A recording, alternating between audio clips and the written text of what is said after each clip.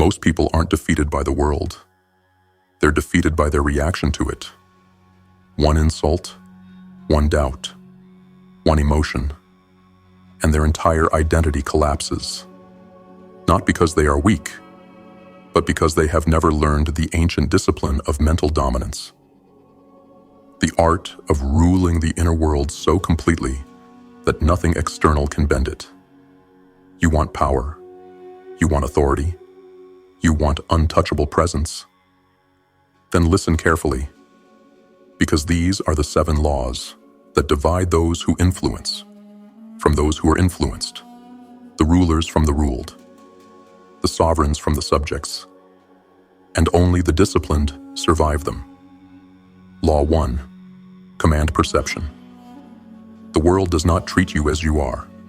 It treats you as you appear. People don't see your intentions. They see your posture, your composure, your silence. In a society addicted to appearances, the one who controls the story controls the outcome. Truth means nothing when illusion speaks louder. You can be capable, intelligent, virtuous, but if others define your image, they define your worth.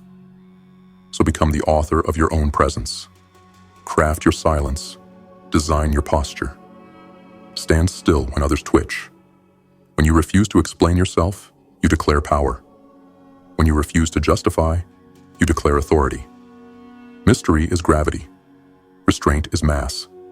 A steady gaze. A calm breath. A deliberate movement. These say far more than any speech, because when you command perception, you stop chasing respect and start defining it. Law 2. Rule emotion before it rules you. Emotion is the easiest doorway into your mind. If someone can trigger your anger, your fear, your insecurity, they own you.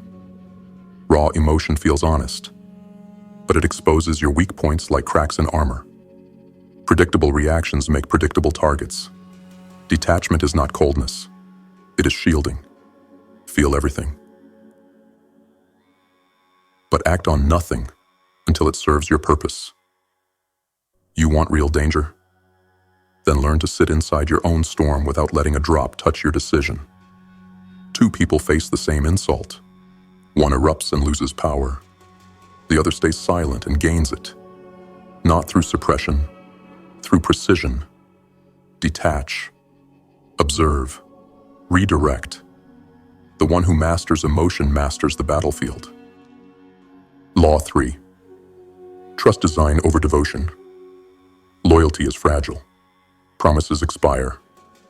People shift according to convenience, not virtue. This is not cynicism. This is data. Dependence on loyalty is emotional debt. Dependence on structure is power. Expecting betrayal is not paranoia. It is preparation. When someone breaks trust, don't fall apart. Take notes. Their actions reveal their priorities, and priorities do not lie. Use that information. Restructure. Reinforce. Remove access where needed. Never allow any one person to hold enough leverage to collapse your progress. Build systems that withstand human inconsistency. Care selectively. Invest cautiously. Trust conditionally.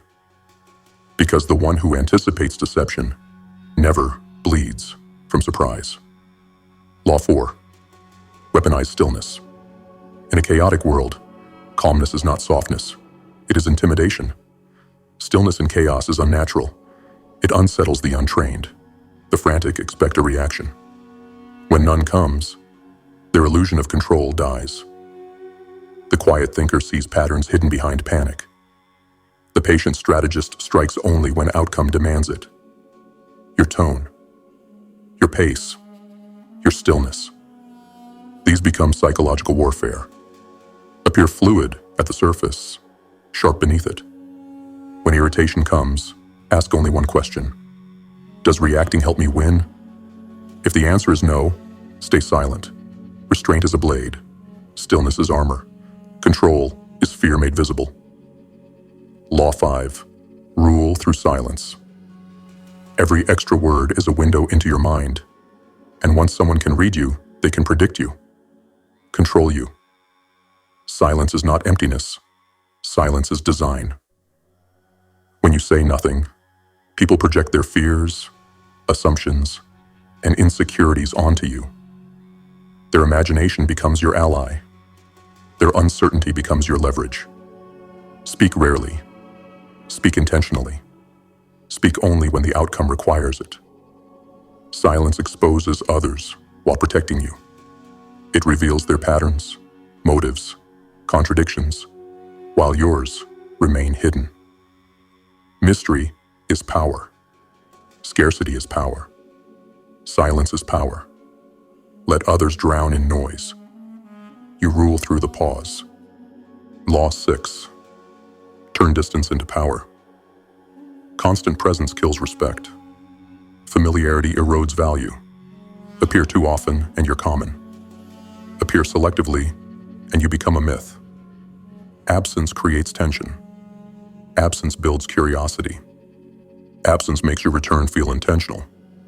When you step back, people replay your words, analyze your silence, and wonder what you're thinking. That wonder is control. Distance also protects your focus. Solitude sharpens vision. Space reveals patterns hidden by noise. Disappear with intention, return with timing. Those who understand distance do not fade. They ascend. Law 7. Conquer the mind, command the world. All external power is built on internal power. Every downfall begins with mental disorganization. Every empire rises from mental discipline. The world belongs to those who control their focus, while everyone else drowns in distraction. Your mind is both servant and master. If you fail to rule it, it will rule you. Through fear, doubt, insecurity, and impulse. Control begins with awareness. Observe your thoughts without emotion. Command them with discipline. Sharpen them with silence. The calm mind moves slowly, but lands with precision. It is neither enslaved by the past, nor terrified by the future. It acts intentionally in the present. Replace fear with logic. Replace emotion with direction. Replace noise with stillness. Every moment of restraint strengthens you. Every redirected thought takes back territory within. Eventually, your mind stops betraying you, and the world loses its leverage. You are no longer manipulated by insult, failure, or betrayal. You no longer break from pressure. You become the architect of your reactions, the sovereign of your focus, the ruler of your internal kingdom. Power is not found.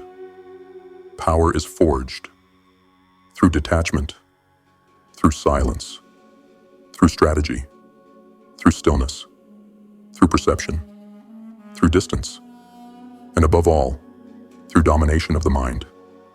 When you become untouchable within, nothing outside can touch you. The world no longer dictates your movement. You dictate the world. Calm, cold, strategic, focused. That is the architecture of power. Now step forward and build it. Before you move forward, understand this. Knowing the laws means nothing if you don't live them. Power isn't earned by listening. It's earned by application, by bending your behavior, your habits, and your reactions to match the discipline of a sovereign mind. So now, the question becomes, how do you take this philosophy from theory into action? How do you turn these laws into a state of being instead of a burst of motivation? Simple. You follow a structure, a blueprint, a tactical process that hardens the mind and rewires how you operate in the world. Here are the 5 steps to begin forging that dominance within yourself. Step 1. Build the sovereign mind. Before you master perception, before you conquer emotion, before you command presence, you must win the war where it always begins. Inside your own head. Every weakness, every reaction, every moment of collapse starts with a mind that was never trained to obey. Most people try to dominate the world while being enslaved by their own thoughts. They want power, but they can't even sit still with themselves without drowning in anxiety, noise, or distraction. They want discipline, but they can't go 10 minutes without checking for stimulation. They want leadership, but they can't lead the one voice that matters most, the one inside their skull. This step is about reclaiming your throne, not through force, but through awareness. You begin by observing your thoughts the same way a ruler surveys their kingdom. Silently, calmly, without panic. You don't judge what appears. You don't wrestle with it. You don't suppress it. You simply watch. Your goal is to create distance between you and the constant chatter that has dictated your emotions for years. This distance is power. It is the first cut that severs you from emotional slavery. Each morning or night, take 10 to 20 minutes and sit in complete silence. No music, no distractions, no dopamine hit to keep you comfortable. Just you and the unfiltered noise of your mind. At first, it will feel violent, like standing in front of a storm without shelter. You'll feel impulses to get up, to escape, to think about something else, to do anything other than sit with yourself. Good. That discomfort is the mind's rebellion. It's proof of how deeply it has controlled you. Keep sitting. Keep watching. Over time, you'll start to notice the patterns. The same insecurities cycling like broken machinery. The same emotional triggers rising from nowhere. The same fears disguised as logic. The same stories you've rehearsed so many times that they feel like truth. Awareness reveals that these aren't conscious decisions. They're automated scripts, and you've been obeying them your entire life. Once you see the script, you are no longer controlled by it. Next, eliminate unnecessary mental clutter. Clean your inner environment the way you'd clean a battlefield before war. This means removing useless inputs, constant notifications, addictive scrolling, people who drain you, emotional parasites disguised as friends, background noise that keeps you obedient and unfocused. Every time you expose your mind to garbage, you weaken your ability to rule it. Silence becomes your ally. Isolation becomes your forge. Then comes the crucial shift. Replace reaction with response. When something irritates you, pause. When fear rises, pause. When anger demands action, pause. That pause, even 1 second, is the moment where sovereignty is born. It is the space where your mind waits for your command instead of acting on its own impulse. Most people have no pause. They act as fast as they feel. That is why they lose. Your job is to slow the process, to watch the emotion rise, to name it, and to choose your response deliberately. This is how the inner world bends to your will. Once that begins, you upgrade to redirection. Anytime a weak thought appears, self-doubt, insecurity, worry, you do not argue with it. You do not attack it. You simply redirect your attention to something stronger. Your goals, your standards, your discipline, your mission. This is mental alchemy, turning weakness into clarity by refusing to water the thought that disempowers you. Finally, build daily rituals that strengthen inner command. Early morning silence, intentional breathing, journaling without emotion, scheduled solitude, time away from digital stimulation, controlled exposure to discomfort, daily completion of one difficult task. These are not habits. These are declarations. Every time you complete a ritual, you tell your mind, "You obey me now." Every time you sit in silence, you tell your fears, "You follow my timing." Every time you choose discipline over distraction, you tell your doubt, You no longer command this throne. The sovereign mind is not built in a day, it is forged through constant reclaiming of territory. Thought by thought, reaction by reaction, morning by morning. But once you conquer the inner battlefield, everything external becomes effortless. Chaos loses its influence. Insults lose their bite. Fear loses its grip. The world becomes quiet because the storm within has finally bowed to you. This is where power begins. This is the foundation of all dominance. Master this, and the remaining steps are no longer strategies. They become your natural way of moving through the world. Step 2. Control your perception and presence. Most people spend their lives begging for respect, while broadcasting weakness in every movement, every word, every emotional twitch. They think respect comes from achievement, from talent, from being a good person. It doesn't. Respect is perception, and perception is crafted, not hoped for.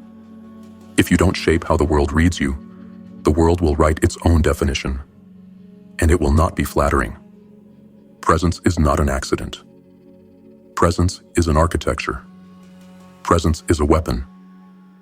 And if you want to wield it, you must start by stripping away everything that dilutes it. Uncontrolled speech, nervous movement, emotional leakage, the desperate need to be understood, the constant compulsion to fill silence. These behaviors tell the world one thing: you do not control yourself.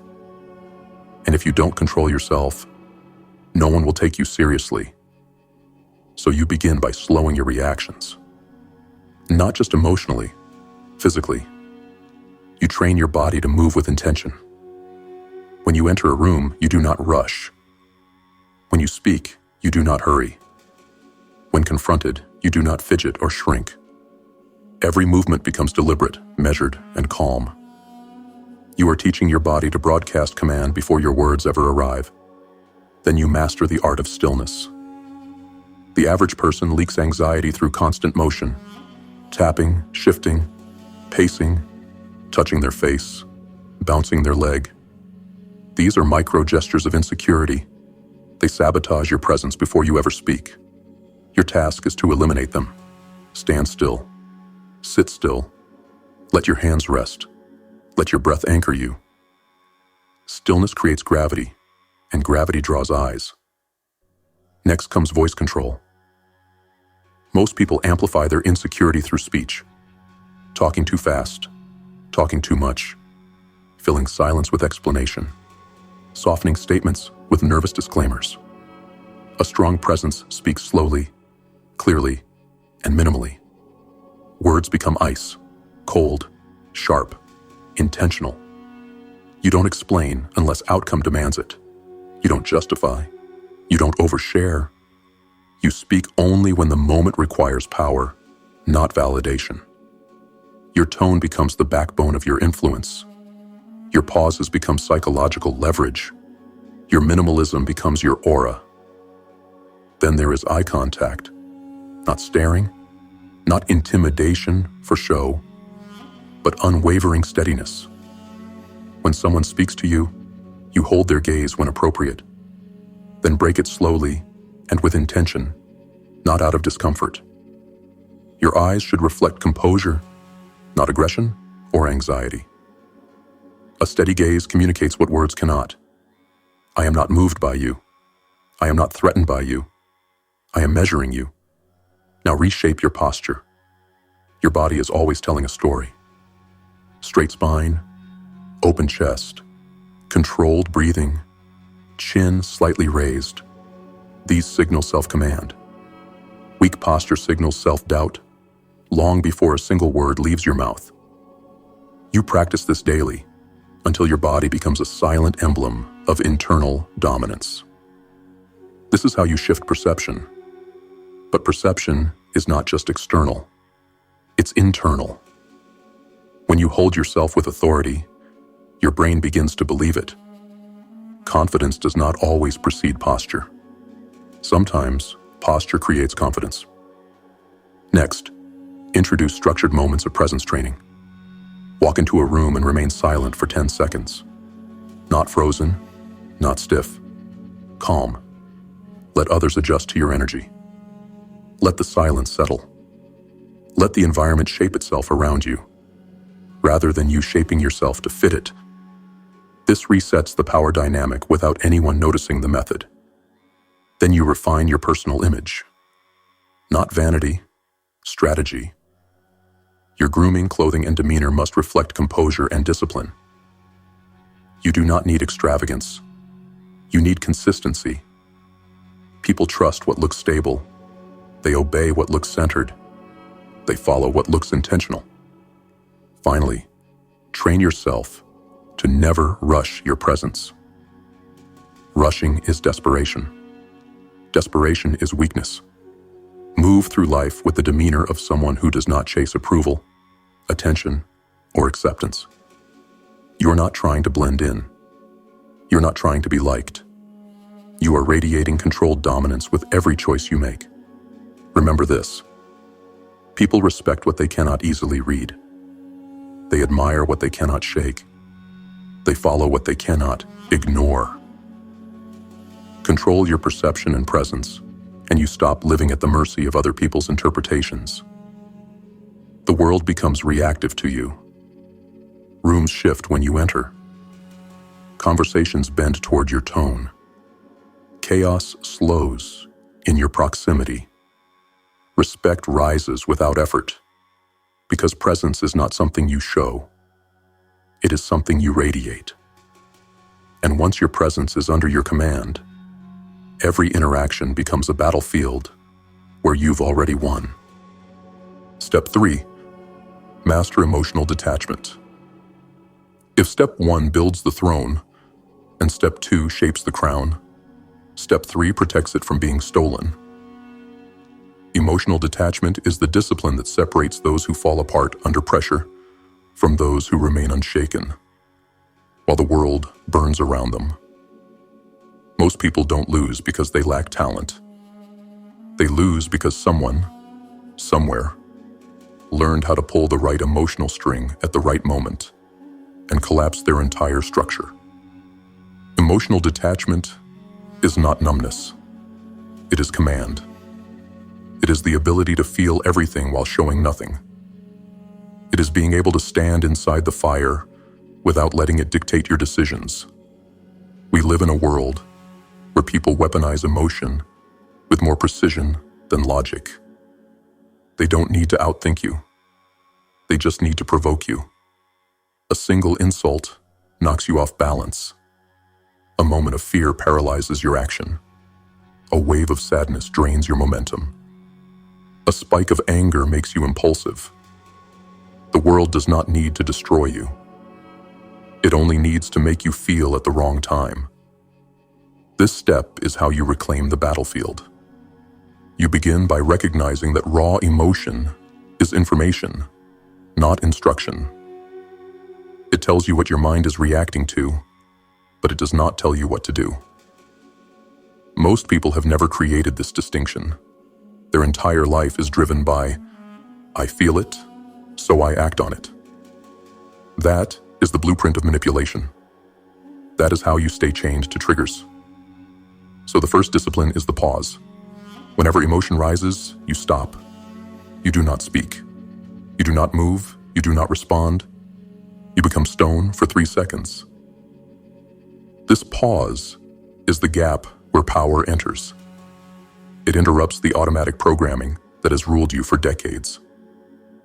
In that moment, you become conscious, deliberate, sovereign. You move from being controlled by emotion to observing emotion. Next, you label the emotion, not with judgment, not with shame, not with excuses, with accuracy. This is anger. This is fear. This is insecurity. This is ego. This is impatience.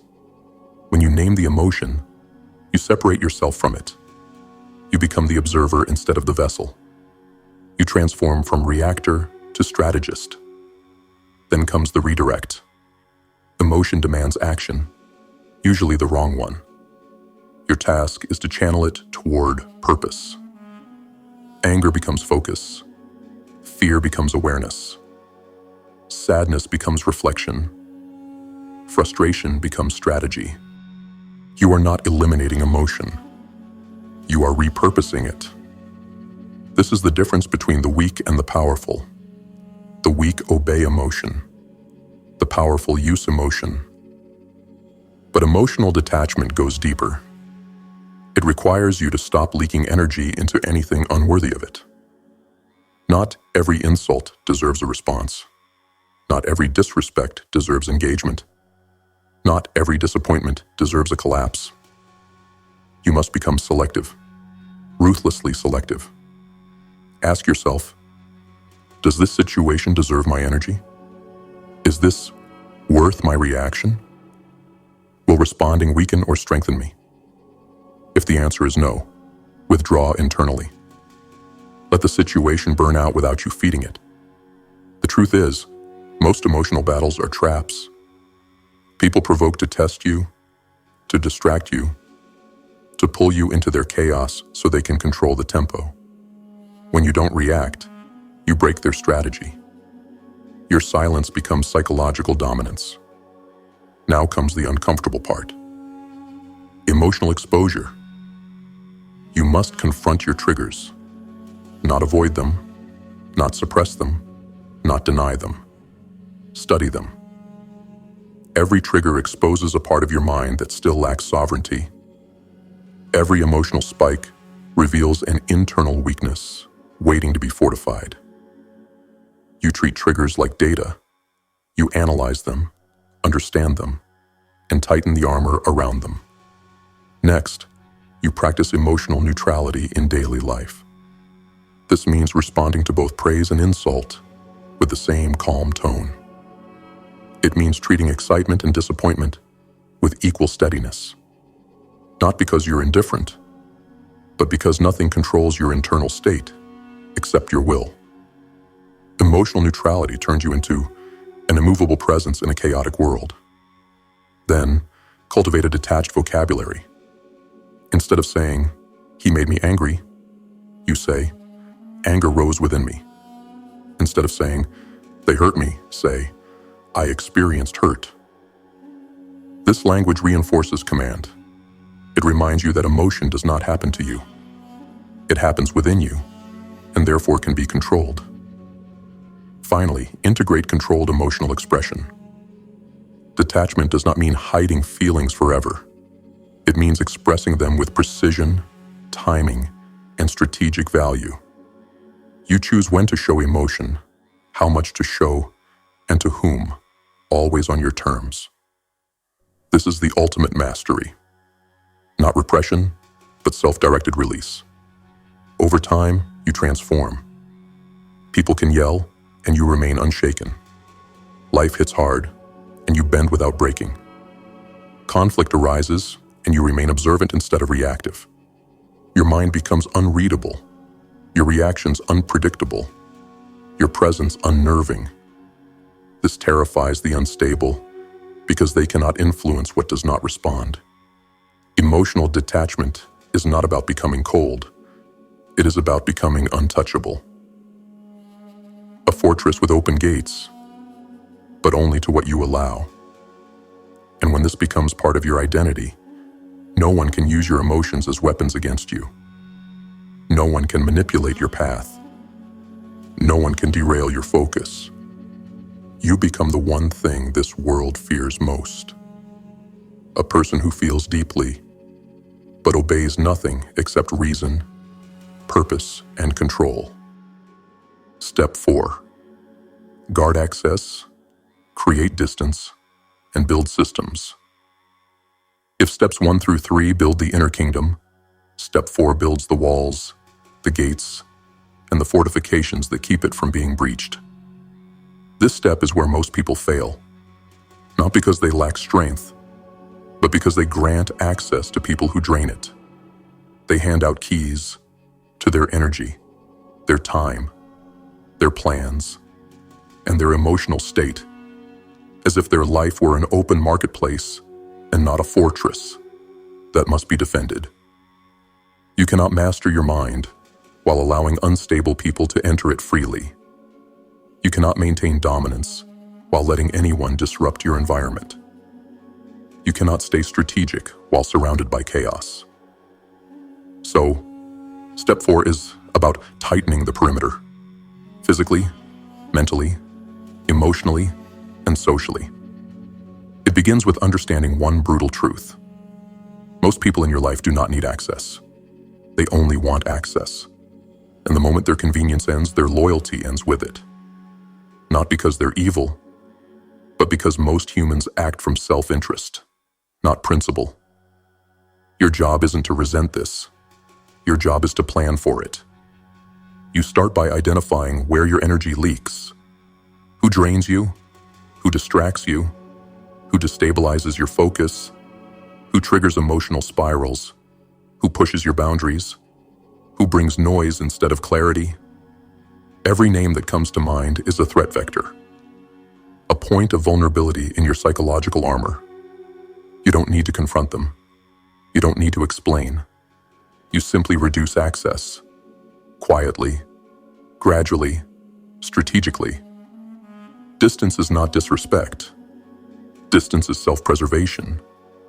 Distance is power. Pull back from unnecessary interactions. Stop being available on demand. Stop responding instantly. Stop letting people's needs override your priorities. Every moment you are constantly reachable, you are signaling that your time and mind are cheap. Next, you remove emotional access. You stop allowing others to influence your inner state.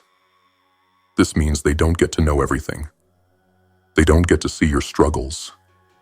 They don't get insider knowledge of your insecurities. They don't get front row seats to your vulnerability. Emotional privacy is a form of currency, and you only spend it on the rare, proven few. But step 4 goes deeper. You must also build systems that protect your stability regardless of who stays or leaves your life. People will shift. People will disappoint. People will betray. People will change direction, priorities, and allegiance. That is human nature. Your systems are what protect you from it.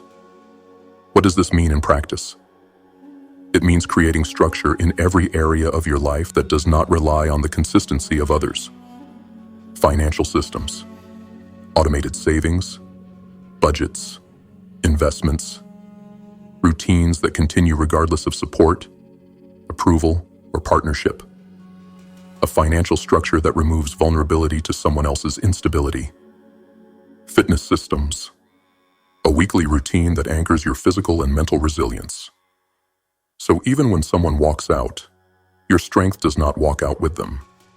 Work systems, daily discipline, productivity structures, accountability frameworks that keep your output stable even when external chaos rises.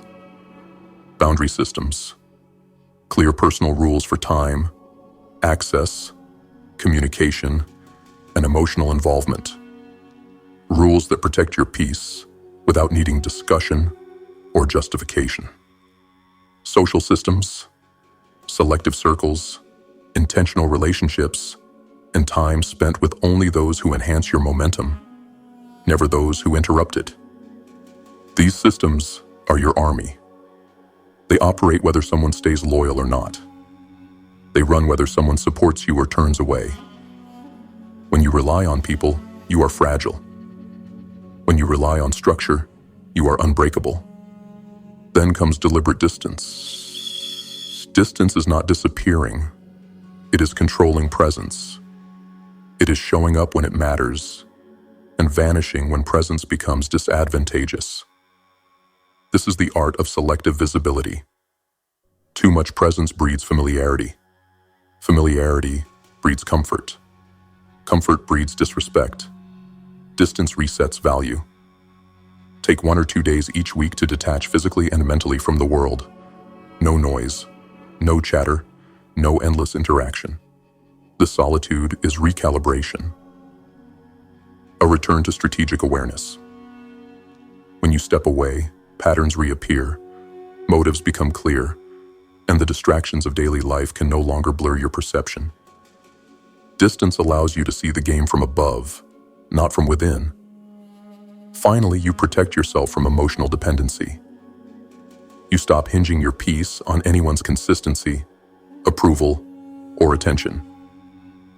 You learn to stand on your own psychological legs so firmly that even if every person walks away, your direction remains intact. People can disappoint you. Systems cannot. People can betray you. Discipline cannot. People can leave. Your mission stays. This step turns you from someone who survives circumstances into someone who cannot be destabilized by them. Guard access, control presence, create distance, build systems, protect the throne you've earned. Because the world cannot break a mind that is fortified from the inside and defended from the outside. Step 5. Live by strategy, silence, and deliberate action. The final step is where theory dies and identity is born. You can master your mind, shape your presence, detach from emotion, and guard your access. But if you do not convert all of that into consistent, strategic action, you remain powerful only in potential, not in reality. Step 5 is about turning discipline into instinct, turning restraint into rhythm, turning dominance into a lifestyle. This is the part the world never teaches. True power is not loud. It is not impulsive. It is not dramatic.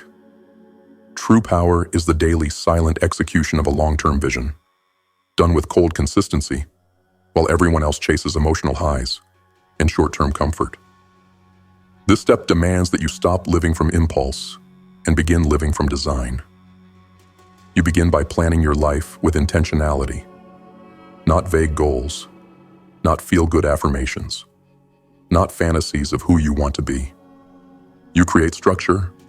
Every day, every week, every month has purpose. You know what you're aiming at, and every action tilts the world in that direction. Sit down weekly and map your priorities with ruthless clarity. What must be advanced? What must be eliminated? What must be strengthened? What must be protected? What must be ignored? This is where you separate noise from necessity. The powerful always act with purpose. The powerless waste effort in movement without aim. Next, you practice speaking less and observing more. This is not about silence for silence's sake. It's about building an informational advantage. Every moment you observe while others speak is a moment you gain insight they didn't know they gave away. The loud reveal themselves. The still remain unpredictable. Your voice becomes a tool, used sparingly, precisely, strategically. When you speak, your words carry weight because they are rare. Scarcity creates value. Silence creates mystique. And in a world of constant noise, the one who doesn't need to speak becomes the one everyone listens to. Then you refine your actions. You begin making moves with intention rather than emotion. Every choice becomes deliberate. You don't rush. You don't react. You don't operate from anxiety or impatience. You operate from clarity. You become the kind of person who moves slower but hits harder. Not because you are hesitant, but because you are calculating. Even your conflicts become strategic. You don't argue. You don't defend. You don't justify. You don't perform. You allow others to expose themselves while you conserve energy and gather information. You only act when action advances your objectives. This level of discipline unnerves people because unpredictability is power. Next, you build rituals that harden your identity. Daily practices that reinforce who you are becoming. Morning silence, focused work windows, physical training, nightly clarity reviews, controlled stimuli, intentional solitude, redefined boundaries. These rituals turn discipline into something deeper, a personal law. Once something becomes identity, it no longer feels effortful. This is how power becomes effortless to maintain. But step 5 goes further. It demands that you eliminate impulsive living. Every impulsive action weakens your internal structure. Every emotional decision creates instability. The disciplined mind moves slowly in thought, but decisively in execution. You train yourself to act when ready, not when triggered. This is how you evolve into the strategic identity. Someone who is calm when others panic. Someone who calculates when others react. Someone who remains indifferent to chaos, flattery, pressure, or provocation. Someone who sees the long game, while everyone else chases the moment. Finally, you adopt a life governed by self-directed momentum. You do not wait for motivation. You do not rely on inspiration. You do not depend on external circumstances. Your movement is internal, driven by clarity, purpose, and a refusal to collapse back into who you used to be. When you live by strategy, silence, and deliberate action, people stop manipulating you. Emotions stop derailing you. Distractions lose their pull. Weakness loses its identity. The world no longer dictates your direction. You become a force, steady, quiet, and inevitable. Step 5 is not the end. It's the moment the new identity becomes permanent. It's the transition from thinker to sovereign, from student to architect, from wanderer to commander. This is where you stop being shaped by life and start shaping it with precision, not through noise, not through chaos, through calm, unshaken, strategic movement. Because in the end, the world does not belong to the frantic. It belongs to the deliberate. If you understand anything from this entire path, let it be this: power is not an accident. Dominance is not a gift. Control is not inherited.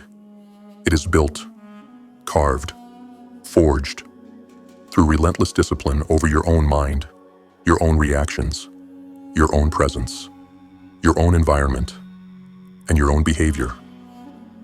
Most people will hear these laws and nod. A few will feel inspired for a moment, but almost none will apply them. They'll return to their old patterns. They'll keep reacting to every insult. They'll keep leaking emotion into pointless battles. They'll keep giving access to the undeserving. They'll keep living by impulse instead of strategy. And that's why they stay ordinary. That's why they crumble.